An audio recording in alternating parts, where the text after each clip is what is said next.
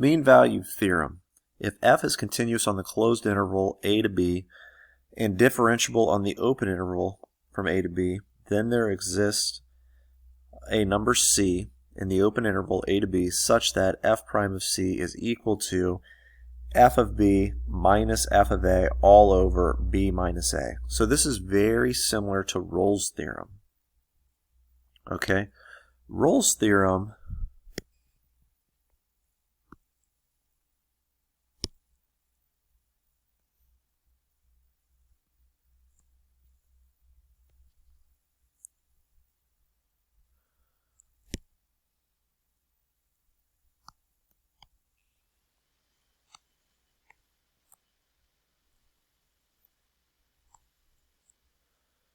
Rolle's theorem looks more like this, where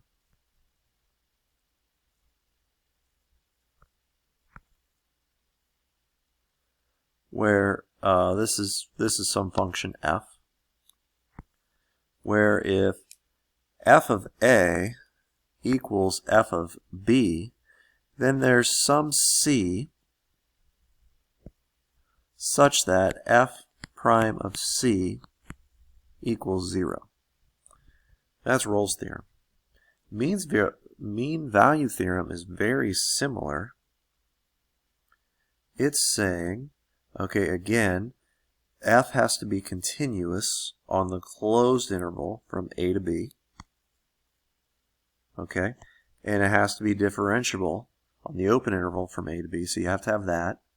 And then you no longer have to have f of a equals to f of b, but you do need this line here. This line here is the f of b minus f of a all over b minus a.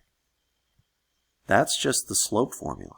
That's y2 minus y1 all over x2 minus x1. Okay?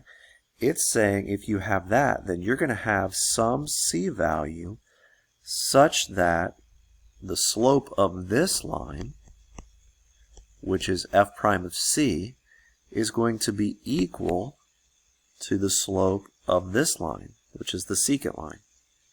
So the slope of the tangent line will be equal to the slope of the secant line. And that's all the mean value theorem. So it's basically Rolle's theorem tilted on the side. Okay, there's some kind of a slant there. Let's try an example. Example 3. If possible, apply the mean value theorem for the function 5 minus 4 over x. Find all values of c in the interval from 1 to 4. So first of all, let's think about the domain of f. Okay, the domain of f is going to be all reals except 0.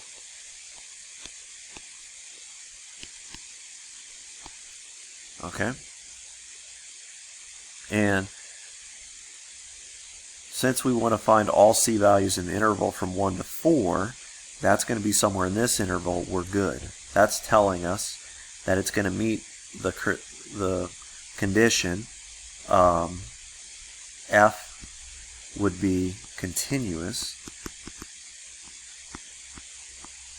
on the closed interval from 1 to 4. It definitely would be continuous there.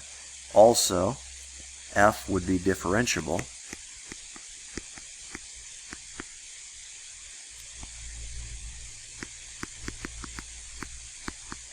on the open interval from 1 to 4. If you have that, then Rolle's theorem states that f prime of c is equal to f of b minus f of a all over b minus a. We want to find the c values that make this true. So let's do that. So let's first of all, let's find this. So